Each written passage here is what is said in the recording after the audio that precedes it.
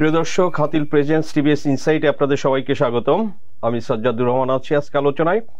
দর্শক, আমাদের সঙ্গে স্টুডিওতে আছে তন্ময় মোদক, টিভিএস এর স্টাফ করেসপন্ডেন্ট। দর্শক, আমরা আলোচনা করব যে জুলাই ডিসেম্বর বাংলাদেশের যে চলতি অর্থ বছরের প্রথমার্ধের যে ডেটা, তো আমরা দেখছি যে ব্যালেন্স অফ পেমেন্ট পজিশন বা এক্সটার্নাল পজিশন বাংলাদেশের সেটা সিগনিফিক্যান্টলি ইমপ্রুভ করেছে এই প্রথম 6 মাসে। যেটা বড় একটা নেগেটিভে ছিল প্রায় $3.5 বিলিয়ন, সেটা কিন্তু আমরা দেখছি যে এখন লেস দ্যান $400 এই ডেফিসিটটা এসেছে। সো সাথে সাথে ফাইন্যান্সিয়াল অ্যাকাউন্ট, কারেন্ট অ্যাকাউন্ট, সেগুলোও একটা পজিটিভ অবস্থায় এসেছে।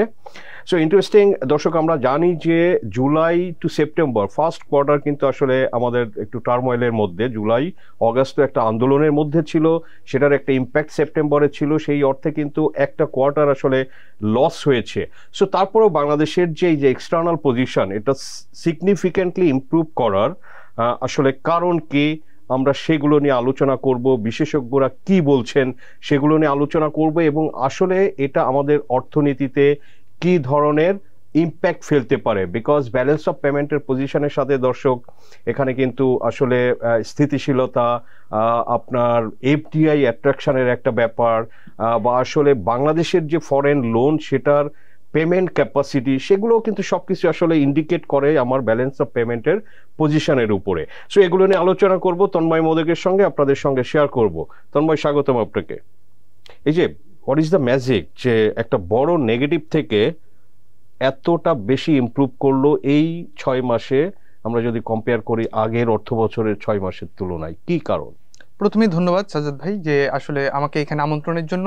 তো কারণটা যদি আমাদের বুঝতে হয় সাজ্জাদ ভাই, আমাদের একদম প্রথম ধাপ থেকে আসলে পরে মনে হয় জিনিসটা আসলে পরিষ্কার হয়। তো আমরা যে ব্যালেন্স অফ পেমেন্টটা দেখি, ব্যালেন্স অফ পেমেন্টটাকে মূলত মোটা দাগে 3 ভাগে ভাগ করা যায়। প্রথমে আমরা দেখি ট্রেড ব্যালেন্সটা, যেটা হলো আমাদের ইম্পোর্ট এবং এক্সপোর্টের যে পার্থক্যটা আর কি। তো আমরা দেখছি গত অর্থ বছরে কিন্তু ট্রেড ডেফিসিটের পরিমাণটা কিন্তু বেশি ছিল, প্রায় 11 বিলিয়নের মতো আমার ট্রেড ডেফিসিট ছিল। অর্থাৎ আমি যে পরিমাণ এক্সপোর্ট করেছি তার থেকে 11 বিলিয়ন বেশি আমার ইম্পোর্ট করতে হয়েছে। ফুল অর্থ বছরে না 6 মাসের কথা বলছি আমরা, জুলাই থেকে ডিসেম্বর, যেহেতু 6 মাসের ডেটা আমরা পেয়েছি এবং বাকি সময়টা কিন্তু আমরা এখনো দেখবো সামনের দিকে। তো যেটা বলছিলাম যে প্রায় 11 বিলিয়নের মতো বেশি আমরা কিন্তু ইম্পোর্ট করেছিলাম। তো সেই ধারাবাহিকতায় কিন্তু একটা পতন ঘটেছে এখন কিন্তু আমাদের এখন ট্রেড যে ডেফিসিটটা, মানে ইম্পোর্ট এবং এক্সপোর্টের যে পার্থক্যটা, সেটা কিন্তু 10 বিলিয়নেরও নিচে নেমে গেছে, মানে 9.5 বিলিয়নের একটু বেশি আছে, 9.64 বিলিয়নের মতো। তো এইটার কারণ যদি আমরা বলি, আমাদের এক্সপোর্টে কিন্তু একটা গ্রোথ হয়েছে। আমাদের জুলাই মাসে ছাত্র জনতার আন্দোলন, অগাস্ট মাসে সরকার পতন, অন্তর্বর্তীকালীন সরকারের দায়িত্ব, তারপরে কিন্তু ধারাবাহিকভাবে বন্যা হয়েছে, তারপরে অনেকগুলো আন্দোলন কিন্তু হয়েছে, গার্মেন্টস সেক্টর আন্দোলন হয়েছে, বা মানে ছাত্ররা আন্দোলন করেছে, আমরা বেশ কয়েকদিন ধরে দেখলাম। তো এসবের মধ্যেও কিন্তু এক্সপোর্টে আমরা বেশ ভালো একটা গ্রোথ দেখছি, 11% মতো আমরা একটা গ্রোথ দেখছি। একই সঙ্গে ইম্পোর্টে আমরা 3.5% মতো একটা গ্রোথ দেখছি। সো যেহেতু আমার এক্সপোর্টের গ্রোথটা বেশি ইম্পোর্টের গ্রোথের তুলনায়, এই কারণেই কিন্তু আমার ট্রেড ডেফিসিটটা কিন্তু কমে এসেছে। এবং আমরা অর্থনীতিবিদদের সঙ্গে কথা বলেছিলাম যে আসলে এই যে ট্রেড ডেফিসিট কমে গেল, যে এটা তো আমাদের অবশ্যই চাপ কমিয়েছে, যেহেতু আমাদের দায় কমছে। তো এটা আসলে অর্থনীতির জন্য আসলে কতটুকু আসলে সিগনিফিকেন্স রাখে? ওনারা বলছেন যে হ্যাঁ, ট্রেড ডেফিসিট কমা এক অর্থে ভালো। এক অর্থে ভালো কোন ক্ষেত্রে? যে আমার ডলারের উপরে চাপটা কমে। কিন্তু আমার যদি অর্থনীতির দিকে আমরা তাকাই, আমরা কিন্তু ইম্পোর্ট বেসড ইকোনমি, আমাদের যে অর্থনীতির যে মূল চালিকা শক্তি, ধরেন এক্সপোর্ট র মেটেরিয়াল বলেন, আমাদের বিনিয়োগ বলেন, সব কিন্তু আসলে কমোডিটি সবই ইম্পোর্ট করতে হয়, কিন্তু ইম্পোর্ট করতে হয়। সো ইম্পোর্ট এখানে খুব বেশি বাড়ছে না, এবং যে বাড়তি অংশটা আমরা দেখছি যে 3.5%, সেটা কিন্তু বেড়েছে হলো ফুড ইম্পোর্টে। এবং যেহেতু আমার এক্সপোর্ট বেড়েছে, আমার এক্সপোর্টের র মেটেরিয়াল ইম্পোর্টও কিন্তু বেড়েছে। এই যে বৃদ্ধিটা, এটা তো প্রাইসে, নট পরিমাণে, তাই না? প্রাইসে। তো সেটা তো আসলে ইনফ্লেশনটা ধরলে সেটা ডিগ্রোথ হবে যদি 10-12% ইনফ্লেশন ধরা হয়। হ্যাঁ, কিন্তু যে মূল চ্যালেঞ্জের জায়গাটা অর্থনীতিবিদরা বলছেন যে আমাদের ক্যাপিটাল মেশিনারিজ ইম্পোর্ট কিন্তু 30% বেশি, কিন্তু মানে 30% মতো ড্রপ করেছে ইয়ার অন ইয়ার। এমনিতেই কিন্তু গত 2 বছর ধরে আমাদের ক্যাপিটাল মেশিনারিজ কন্টিনিউয়াস ড্রপের মধ্যে আছে, মানে 2022 সাল থেকে যেটা, মানে মাঝামাঝি থেকে শুরু যেটা হয়েছিল, সেই ধারাবাহিকতা কিন্তু এখনো আছে। এবং আমরা দেখছি যে 6 মাস ইন্ডিকেট করে যে ক্যাপিটাল মেশিনারির ইম্পোর্ট যে গত 2-3 বছর ধরে একটা ডিক্লাইনিং ট্রেন্ড। অর্থনীতিবিদরা কি বলে, এটার এটার কি ইন্ডিকেট করছে? হ্যাঁ, তো সেটাই বলছিলাম যে আমাদের 6 মাসে কিন্তু আমাদের ক্যাপিটাল মেশিনারিজ ইম্পোর্ট 1.5 বিলিয়নের নিচে নেমে গেছে। তো এটাই ইন্ডিকেট করছে এটা যে আমার দেশে বিনিয়োগ হচ্ছে না। কারণ যখনই কিনা আমার দেশে বিনিয়োগ হয় তখনই কিন্তু আমার মেশিনারিজের দরকার হয়। আমরা বাইরে থেকে মেশিনারিজ ইম্পোর্ট করি কারণ আমার প্রোডাকশন বাড়ানোর দরকার হয়। সো যেহেতু মেশিনারিজের ডিমান্ড কমে গেছে, এটা একটা মানে রিফ্লেক্ট করে যে আমার মানে বিনিয়োগ হচ্ছে না। এবং আমরা যখন প্রাইভেট সেক্টর ক্রেডিট দেখি, প্রাইভেট সেক্টর ক্রেডিটও কিন্তু সিঙ্গেল ডিজিটে নেমে এসেছে এবং সেটা মানে 8%-এরও নিচে নেমে গেছে। তো এটা আসলে অ্যালার্মিং। হ্যাঁ, অর্থনীতিবিদরা বলছেন, কারণ আমার যদি বিনিয়োগ না হয় আমার কিন্তু কর্মসংস্থানে ঘাটতি তৈরি হয় এবং বেকারত্বের পরিমাণ বেড়ে যায়। তো বেকারত্বের পরিমাণ যখন একটা দেশে বেড়ে যায়, এটা কিন্তু আসলে সামষ্টিকভাবে একটা অস্থিরতা তৈরি করে। ইয়েস। আচ্ছা, আরেকটা বিষয়, ফাইন্যান্সিয়াল অ্যাকাউন্ট, সেটার পজিশন কি? এটা তো অনেক দিন নেগেটিভ ছিল এবং আপনারা অনেক লেখালেখি করেছেন, আমরা দেখেছি 24-এ 23-তে ফাইন্যান্সিয়াল অ্যাকাউন্ট নেগেটিভ ছিল বা এটা বাড়ছিল। এখন কি অবস্থা? এখন আসলে মানে পুরো ব্যালেন্স অফ পেমেন্টের কিছু কিছু জায়গায় কিন্তু আমরা ডেভেলপমেন্ট দেখছি। যেমন বিশেষ করে আমরা যদি কারেন্ট অ্যাকাউন্টের কথা বলি, কারেন্ট অ্যাকাউন্টে কিন্তু আমরা বেশ ভালো একটা ডেভেলপমেন্ট দেখেছি, যেখানে গত অর্থ বছরে আমরা প্রায় 3.5 বিলিয়নের মতো ডেফিসিটে ছিলাম। সেই জায়গায় কিন্তু এই অর্থ বছরের প্রথম 6 মাসে আমরা 33 মিলিয়ন পজিটিভে আছি। 33 মিলিয়ন বড় অঙ্ক না, কিন্তু আমার ডেফিসিট নাই। অর্থাৎ আমার এইখানে পেমেন্ট করার জন্য ফাইন্যান্সিয়াল অ্যাকাউন্টকে আমার মানে হিট করতে হচ্ছে না। ফাইন্যান্সিয়াল অ্যাকাউন্ট ছাড়াই কিন্তু আমি আমার ডিমান্ডগুলো এই জায়গায় মিট করতে পারছি। এখন কারেন্ট অ্যাকাউন্ট ব্যালেন্স কেন এই জায়গাটায় আসলো, এটা মূল কারণ হলো রেমিটেন্স। রেমিটেন্সে আমরা প্রায় 27%-এর মতো একটা গ্রোথ দেখছি এবং ইয়ার অন ইয়ার আমরা প্রায় 3 বিলিয়ন বেশি রেমিটেন্স পেয়েছি। মানে গত অর্থ বছরের 6 মাসে যা পেয়েছিলাম, এই অর্থ বছরের প্রথম 6 মাসে আমরা $3 বিলিয়ন বেশি রেমিটেন্স পেয়েছি। এইটাই মূলত আমার কারেন্ট অ্যাকাউন্টের ডেফিসিটটাকে আসলে মানে নাই করে দিয়েছে এবং সেটাকে আমরা সারপ্লাসে নিয়ে আসতে পেরেছি। এবং যেটা বললেন ফাইন্যান্সিয়াল অ্যাকাউন্টে, ফাইন্যান্সিয়াল অ্যাকাউন্টেও কিন্তু আমরা একটা ভালো গ্রোথ দেখতে পাচ্ছি। গত অর্থ বছরে আমার ফাইন্যান্সিয়াল অ্যাকাউন্টে পজিটিভ ব্যালেন্স ছিল প্রায় 600 থেকে 650 মিলিয়নের মতো। এই অর্থ বছরের প্রথম 6 মাসে কিন্তু সেটা 1 বিলিয়ন ক্রস করেছে। এখন মানে আছে 1.38 বিলিয়নের মতো। তো আমরা অর্থনীতিবিদদের সঙ্গে কথা বলেছি বা বাংলাদেশ ব্যাংক থেকে আমাদের যেসব তথ্য উপাত্ত সরবরাহ করা হয় বা তাদের ওয়েবসাইটে পাবলিশ করা হয়, সেগুলো আমরা অ্যানালাইসিস করেছি। তো আমরা দেখেছি যে আমাদের মূল গ্রোথটা হয়েছে বিভিন্ন এইড এসেছে। যেমন ওয়ার্ল্ড ব্যাংক থেকে আমরা মানে বাজেট সাপোর্ট একটা পাই, লোন এটা একটা লং টার্ম লোন। সো এটা আমরা একটা পেয়েছি। তারপরে আমাদের এফডিআই এ দেখা যাচ্ছে যে একটা মানে আছে, মানে খুব বেশি কমেনি বা একটা পজিটিভ গ্রোথ আছে 141 মিলিয়ন সম্ভবত। তো অর্থনীতিবিদরা বলছেন যে এই যে আমরা এফডিআই বা ফরেন ডিরেক্ট ইনভেস্টমেন্ট বা বিদেশি বিনিয়োগে যে গ্রোথটা দেখছি, এইটা আসলে অ্যাকচুয়াল গ্রোথ আসলে মিন করে না। কারণ হলো এর বড় অংশটাই হলো রিইনভেস্টেড আর্নিং। মানে হলো যে আমার দেশে বিদেশি বিনিয়োগ আগে থেকেই ছিল, সেখান থেকে প্রফিট হয়েছে, সেই প্রফিটের অংশটা তারা রিইনভেস্ট করছে। এবং অর্থনীতিবিদরা বলছেন যে তার যদিও আমরা এটা রিইনভেস্ট দেখাচ্ছি, এটা আসলে রিইনভেস্ট না।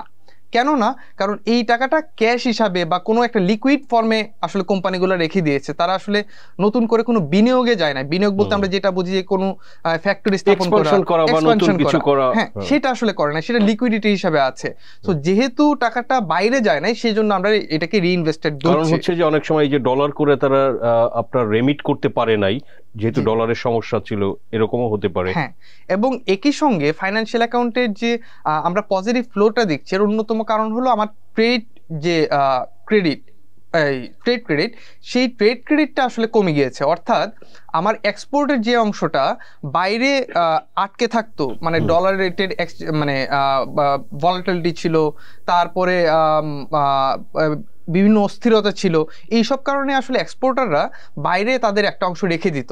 একই সঙ্গে তারা একটা কাজ করতো যে আচ্ছা, বাইরে যদি আমি ডলারটা রেখে দিই, পাশাপাশি আমার যে কমার্শিয়াল ব্যাঙ্কগুলো আছে লোকাল, তাদের থেকে যদি আমি একটা লোন নিয়ে নিই, সেই লোনটা দিয়ে যদি আমি আমার ওয়েজ বা আমার যে ইম্পোর্ট কিছু কস্ট এগুলো যদি আমি মিট আপ করে ফেলতে পারি, আমি হয়তো কিছুদিন পর আনলে একটা এক্সচেঞ্জ গেইন পাবো। তো এখন যেটা হয়েছে, এখন হলো গিয়ে সেন্ট্রাল ব্যাংক একটু স্ট্রিক্ট হয়ে গেছে এক্সচেঞ্জ রেট মুভমেন্টের ক্ষেত্রে। ব্যাঙ্কগুলোকে প্রতিনিয়ত ফোন দিচ্ছে এবং 122 টাকার মতো একটা রেটের মধ্যে তারা ধরে রেখেছে। এর বাইরে তারা খুব বেশি মুভমেন্ট করতে দিচ্ছে না ব্যাঙ্কগুলোকে। ফলে এক্সপোর্টারদের আগে যে একটা ধারণা ছিল যে 3 দিন 4 দিন 5 দিন বা এক সপ্তাহের মধ্যে ডলার রেট 4 টাকা 5 টাকা বেড়ে যাবে, সো তখন তারা এক্সপোর্ট প্রসিড টাইম একটা এক্সচেঞ্জ রেটের একটা গেইন করবে, সেই সম্ভাবনাটা এখন তারা দেখছে না। ফলে তারা এক্সপোর্ট প্রসিডগুলো নিয়ে আসছে এবং আমার যে ট্রেড ক্রেডিটের যে আসলে ডেফিসিটটা ছিল সেই ডেফিসিটটা কমে গেছে। আমার সেই ট্রেড ক্রেডিটের ডেফিসিটটা গত অর্থ বছরে ছিল অলমোস্ট প্রায় 2 বিলিয়নের মতো, সেটা এখন কমে 141 মিলিয়নে নেমে এসেছে। সো এটাই মূলত আমাদের ফাইন্যান্সিয়াল অ্যাকাউন্টটাকে বেটার করেছে। এই যে ওভারঅল বিওপির পজিশন ইমপ্রুভ করা, এটা আমাদের অর্থনীতিতে এর কি প্রভাব হতে পারে, অর্থনীতিবিদরা কি বলেছেন?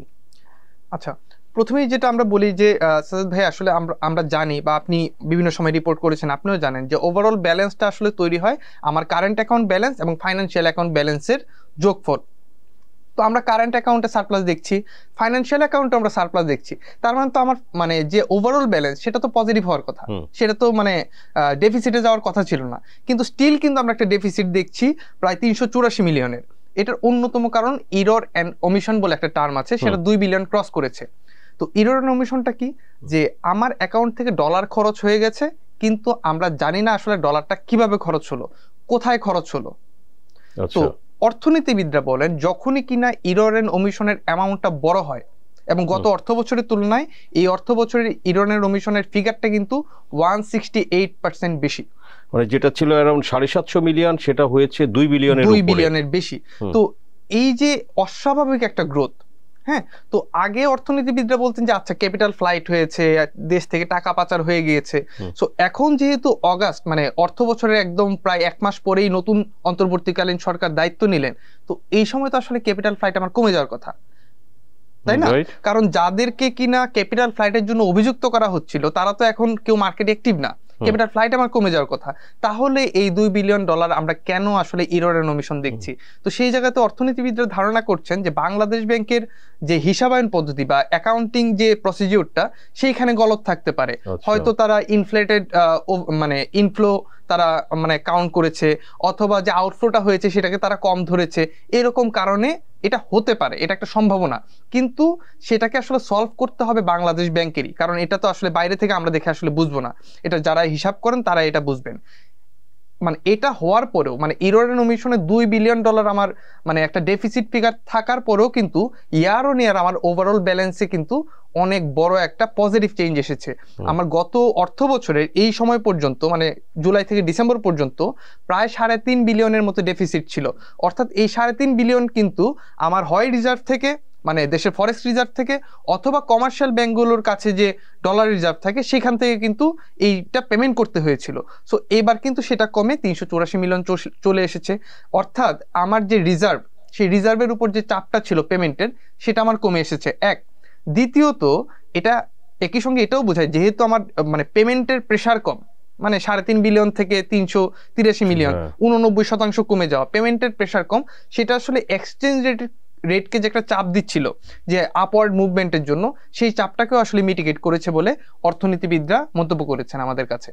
এবং ওভারঅল আসলে যারা ফরেন ইনভেস্টর তারাও এক ধরনের কনফিডেন্স পায় এর মাধ্যমে, যা চাই ওর অ্যাকাউন্ট আছে না একটা কোম্পানির যে ফাইন্যান্সিয়াল অ্যাকাউন্টস, সো আমাদের এটা দেশের ফাইন্যান্সিয়াল অ্যাকাউন্টস, সেটা যদি পজিটিভ হয় ইমপ্রুভ হয় তারাও কনফিডেন্স পায়। তো তন্ময়, আজকে এ পর্যন্তই আমরা। হ্যাঁ সাজ্জাদ ভাই, আপনাকে ধন্যবাদ। ধন্যবাদ আপনাকে। দর্শক, আলোচনা করলাম আমরা হাতির প্রেজেন্স টিভিএস ইনসাইটে যে বাংলাদেশের এই যে এক্সটার্নাল পজিশন বা ব্যালেন্স অফ পেমেন্টস, এখানের ইন্ডিকেটরগুলোতে বিভিন্ন ইন্ডিকেটরেই আমরা দেখছি যে এটা অনেকটাই উন্নতির দিকে, এবং যে একটা খারাপ অবস্থা ছিল গত 2-3 বছরে আমাদের, তো সেগুলো থেকে আসলে এটা বেটার হচ্ছে, যেটা ইন্ডিকেট করে বাংলাদেশের অর্থনীতি সামনে আসলে ভালো হতে পারে।